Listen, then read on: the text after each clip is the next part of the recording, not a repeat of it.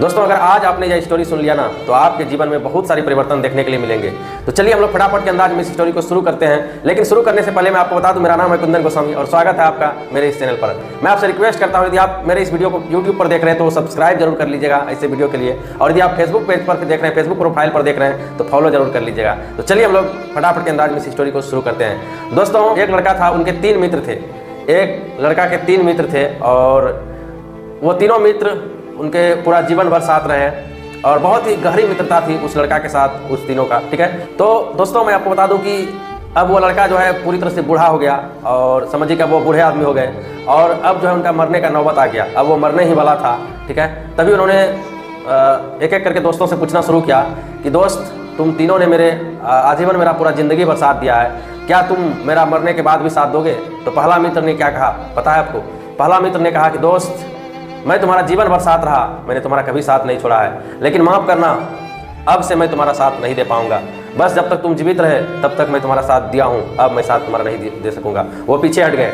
फिर दूसरा मित्र को पूछा कि भाई तुम तो मेरा साथ दोगे, तुम तो मेरा साथ नहीं छोड़ोगे? तो दूसरा मित्र ने यही कहा कि देखो मैंने जीवन भर तुम्हारा साथ दिया है और अब मैं अभी तो तुम्हारा साथ नहीं छोड़ूंगा, जब तक तुम्हारा अंतिम संस्कार नहीं हो जाता तब तक मैं तुम्हारा साथ दूंगा, लेकिन हाँ माफ़ करना अंतिम संस्कार के बाद मैं तुम्हें याद नहीं रख पाऊंगा, ऐसा दूसरा मित्र ने कहा।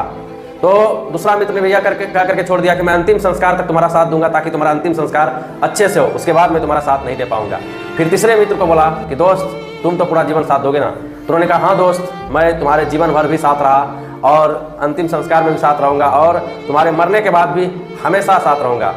तो वो लास्ट तीसरे नंबर मित्र थे। तो मैं आपको बता देता हूं कि वो मित्र कौन थे। आपको भी जान करके आश्चर्य होगा कि ऐसे भी कोई मित्र होते हैं क्या? तो आप भी अगर जानते होंगे तो ठीक है, नहीं तो मैं आपको बता रहा हूं। वो पहला मित्र थे जो कि संपत्ति थे। मैं आपको बता दूं जो संपत्ति होता है, जो दौलत होती है ना, वो जीवन भर मतलब आपका जीवन भर साथ देती है, लेकिन मरने के बाद वो आपका साथ नहीं देती। दूसरा नंबर थे परिवार। परिवार आपको पता है कि आपका साथ कब तक देंगे? जब तक आपका अंतिम संस्कार नहीं हो जाता। मर जाइएगा उसके बाद आपका कोई परिवार नहीं रहेगा, वो समझ रहे हैं? परिवार से आपका नाता खत्म। तो परिवार कब तक साथ देते हैं? मतलब अंतिम संस्कार तक। लेकिन अब तीसरा मित्र कौन थे जिन्होंने कहा कि मैं तुम्हारा जीवन भर साथ नहीं, मतलब मैं तुम्हारा मरने के बाद भी साथ दूंगा?